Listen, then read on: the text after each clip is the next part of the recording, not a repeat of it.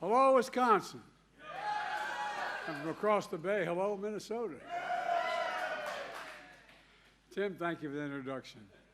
I got to meet his twins and his wife, and no wonder he's here. I tell you what, they're going to keep him here. Look, I'm honored to be with the two best governors in America, in the United States of America today. Governor of Wisconsin, Tony Evers. Tony, stand up. And also the governor of Minnesota, Tim Walz. And thanks to the outstanding senators, Tammy Baldwin of Wisconsin, Tammy, good one, and Amy Klobuchar and Tina Smith from the state of Minnesota.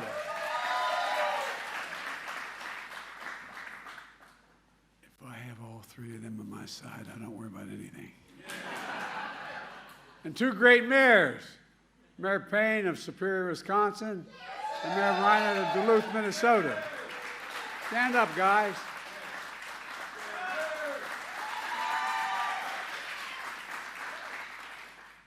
Folks, I'm here today to talk about something that doesn't get enough attention. The progress we're making to invest in America and American workers and American products. To invest in America, that's what we're doing. Bringing work, opportunity, and hope to the people and communities all across this country. Just last week, we saw the biggest jump in 30 years in how positive consumers are feeling about the economy. Things are finally beginning to sink in. We passed a lot of really good legislation. We knew it was going to take time for it to begin to take hold, but it's taken hold now and turning the economy around. We also just learned that America filed 16 million new business applications since I became president. That's a record.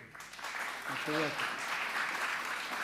And the reason I mention it, when someone files for new business, it's an example of hope, something they believe in. They believe that they can get something done. And a consequence. You know, and Tim's business right here is that act of hope as well, started a while ago. And just today we learned the economy of the United States grew by 3.1% last year. I don't want to bore you with all the detail, but you know, the experts from the time I got elected were insisting that a recession was just around the corner. Every month there was going to be a recession. Well, you know, we've got really strong growth. Listen to this. Here's this morning's headlines from the Wall Street Journal and other papers. Quote, U.S. shatters expectations. Second headline, the U.S. economy boomed in 2023.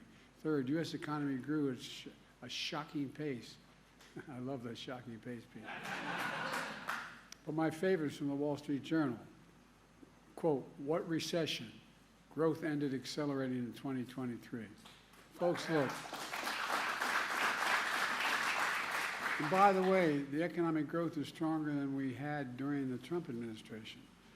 My predecessor recently said he was actually hoping for the economy to crash. His quote, hoping for the economy to crash. Can you believe it? Well, he said he's hoping because he hopes it happens soon while I'm still president. That's what he's hoping for. Well, thanks to the American people, America now has the strongest growth, the lowest inflation rate of any major economy in the world. It's because of you. We obviously have more work to do, but we're making real progress, building an economy from the middle out and the bottom up and not the top down.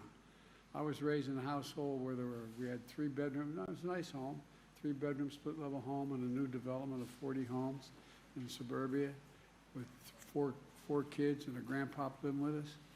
And but that trickle-down economics didn't trickle down much on my dad's kitchen table.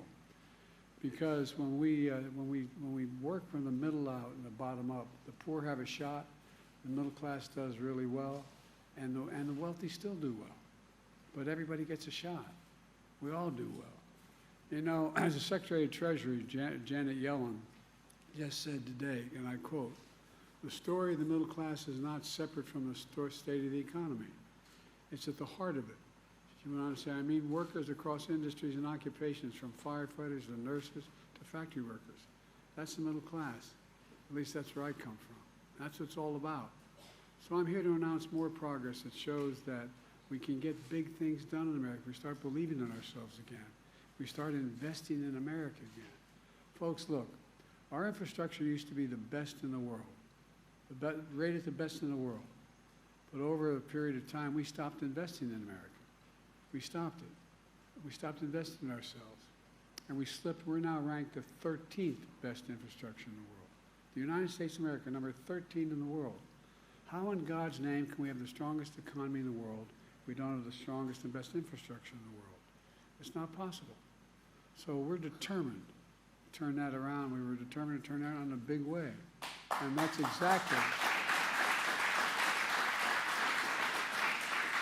that's actually what we're doing. 2 years ago, I came to Wisconsin, this is almost this very spot, to talk about the historic bipartisan infrastructure law that I signed with the support of your elected officials. The most sweeping investment to rebuild America in American history. We've already invested $6.1 billion in Wisconsin so far. $5.7 billion in Minnesota. 2 years later, I came back to the Black Duke Bridge. I was here 2 years ago. The last time I was here, I came with Tammy, and we're now back this time because we knew this bridge needed a lot of work. Tammy didn't let me forget that either. You know, that bridge opened in 1961, and it connects Minnesota, Wisconsin, you know better than anyone in the world, and over the Lewis Bay. It's a vital link of our nation's economy. Every year, 950,000 trucks use the bridge to carry 3.4 billion tons of goods all the way across America and into Canada. Folks, every day, 33,000 vehicles cross that bridge. The flow of people is so critical to small businesses that rely on it to get customers, employers, goods to their businesses. It's critical. And local businesses like this brewery at the base of the bridge, think what Tim just told us. Tim's family's been here for 4 generations. His great-grandparents moved here from Scandinavia to build a bakery just 4 blocks from here. And as Tim just said, the bridge is critical to his business, his workers, his customers, to the entire local economy. And it's like that in other parts of the country as well. This bridge is also critical to the largest port on the Great Lakes, serving critical industries like forestry, agriculture, clean energy, supporting so many communities. I mean, it really is consequential. But you also know this bridge is in badly corroded condition. It's unsafe for trucks to carry oversized, overweight loads, causing drivers lengthy detours, increasing costs and delays. It's outdated in design. Tight curves have led to higher than average car accident rates, traffic congestion. For decades, people talked about replacing this bridge, but it never got done until today. Until today. I mean, because I'm proud to announce $1 billion from the bipartisan infrastructure law will be used to build this new bridge. A new bridge that will increase capacity for large trucks and oversized loads. A new bridge with a modern design, wider shoulders, smoother on and off ramp. A new bridge with a shared path for pedestrians and cyclists. And I want to credit your governors, and I mean it sincerely, and your state legislators for coming up with the matching money to invest in this bridge. Otherwise, it wouldn't have gotten done with your own funding. This investment is going to make a huge difference. Less traffic, fewer car accidents, faster commutes to your jobs and schools, quicker response times from fire trucks and first responders when every minute counts. Goods are going to get shipped quicker, and commerce will flow more freely instead of having to detour for up to 10 miles. Here's what else it means. It means that 10,000 new construction jobs, union jobs, are going to be created. We're investing in America, in jobs for American workers, built with American products. And that's going to, with the help of your congressional delegation, especially Senator Tammy Baldwin, we're making sure that that iron, that steel, that construction material to build this bridge is made in America.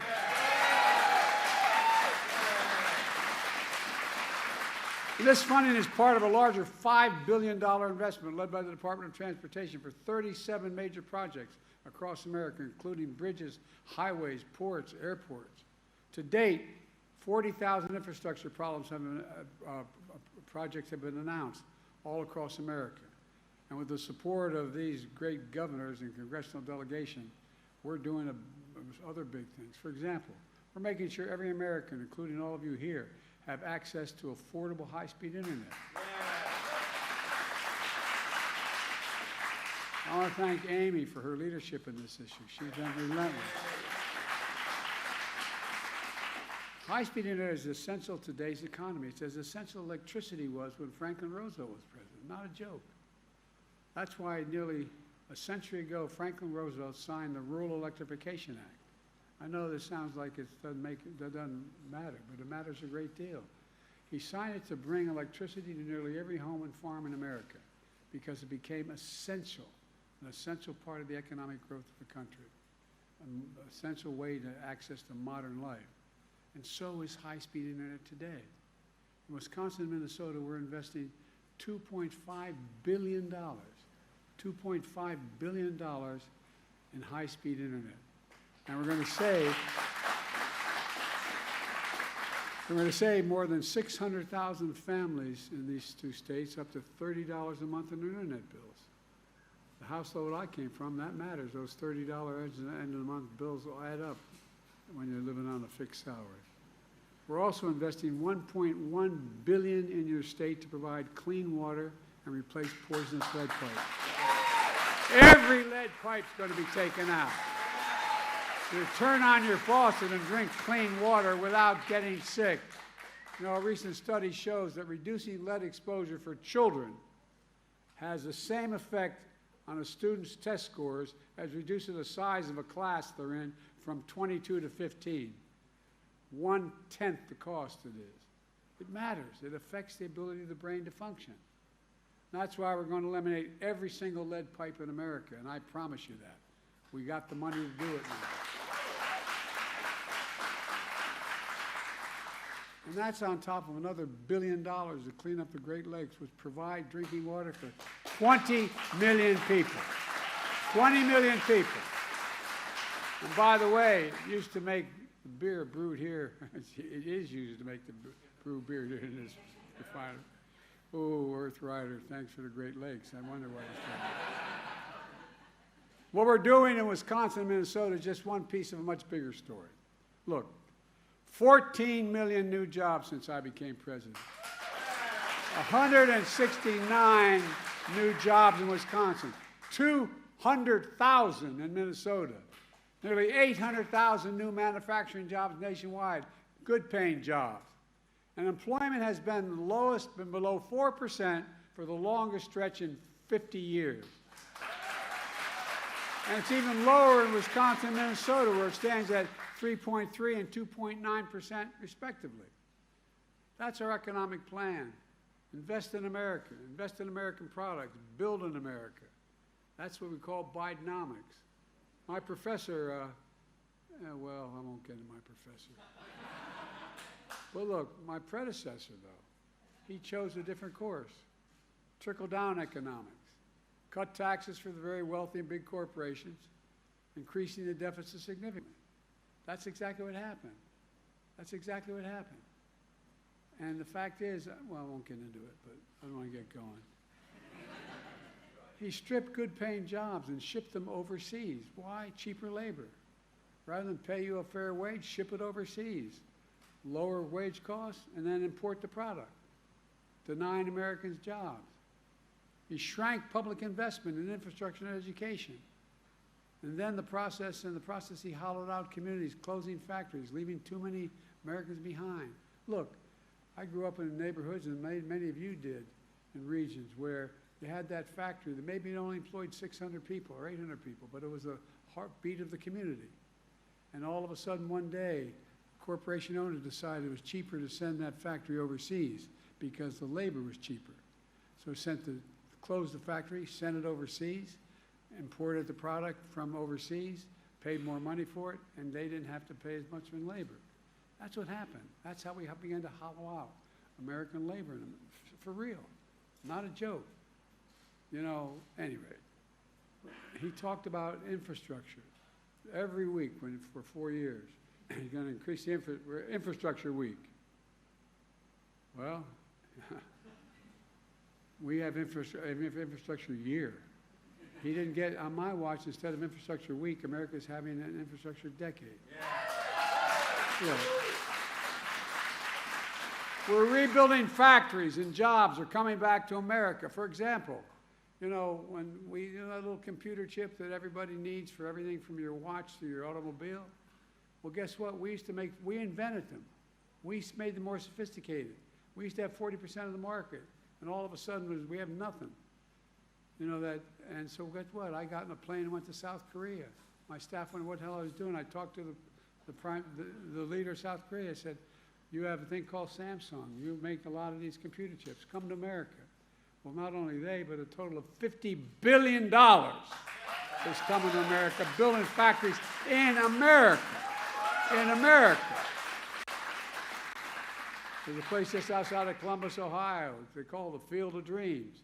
They're building two of these fabs, they call factories. They're like gigantic football fields. And guess what? They hire a whole hell of a lot of people, not only in building the facility, but working there. You know what the average salary is? $110,000 a year, and you don't need a college degree to have the job. The Midwest is coming back. And these senators right in front of you here, they delivered it. Amy delivered it. Tammy delivered it. Tina delivered it. I mean it sincerely. And you, the American people, supported it. Now, I worked with some Republicans to get the bipartisan law done. And it got done. But I'm sorry to say the vast majority voted against it. But you know what? That's okay. Because we're building projects everywhere, no matter whether they voted for it or not. I promise to be a president for all Americans, whether you voted for me or didn't vote for me. Folks, we have more work to do. For example, does anyone think that the tax code in America is fair? Raise your hand if you think the tax code is fair. In 2020, 55 of the Fortune 500 company corporations paid zero in taxes. Zero in taxes. You may have heard me harp on this for a while. Federal taxes on $40 billion in profit. They paid 0 cents. But not anymore. What I was able to do is provide for funding all these programs by signing getting past a tax of just 15%. You pay more than that. But just getting up to 15%. 15% tax on these 50 corporations making $40 billion. And guess what? As a consequence, we could pay for so many of these investments we're making all across America without the deficit going. And we still brought the deficit down by $7 billion. Look, we have to do more. One of the other things that I want to mention, you know, I'll say this politely. For my entire career, I have been going after the pharmaceutical corporations. Pharmaceutical corporations in America are the best in the world. They make the best product. But whatever prescription you may be taking now, if I take that prescription for you, I'm going to fly to Toronto, Canada, London, England, Brazil, anywhere in the world, I will get that prescription by the same company filled for anywhere from 1/3 to 1/2 the cost. We get charged more than any other country in the world. Not a joke. And you pay for it, not only in your prescription, but you pay for it because Medicare pays for a great deal of this. So I've been pushing to let Medicare negotiate and say what they do. Well, with the help of your Senate and Congress congressional delegation, I finally won. And guess what? Any of you, I'm not asking you to raise your hand, but you know anybody who has a problem with diabetes? Needs insulin? Well, it used to be the average cost of that insulin shot a year on a monthly basis was closer to $400. Now they cannot charge more than $35. And by the way, they're still making 350% profit. It costs $10 to make it. $10 to make it. And the guy who invented it didn't even want a patent on it because he thought it should be available to everyone. I can take you down the list. And beginning in 2025, guess what else happens? Anybody, if you know, have parents or grandparents who are taking a cancer drug, they may be paying anywhere from $6,000 to $13,000 a month for that drug. They can't do it. And guess what? No senior is going to have to pay, no matter how many drugs they have to take, more than $2,000 a month, period. Period. And they're still going to make money. They're still going to make money. And folks, I was told that that's an awful thing to do, man. It's a terrible thing to do. Guess what? Not only is it saving the individual money, it means you as taxpayers are paying billions of dollars less per month because you don't have to spend that money on Medicaid. You don't have to spend that money on Medicaid because it's a fair price. We get look, we now have, we used to, before the recession, before the pandemic, we had about 700 billionaires in America. There are 1,000 billionaires now. You know what their average tax rate is? 8%. Raise your hand if you want to trade your tax rate now for 8%. No, I'm not joking. I'm being deadly earnest. You know, it sounds like I'm making this up. 8% what they pay. That's why I proposed a billionaire minimum tax of 25%. That's not even top rate.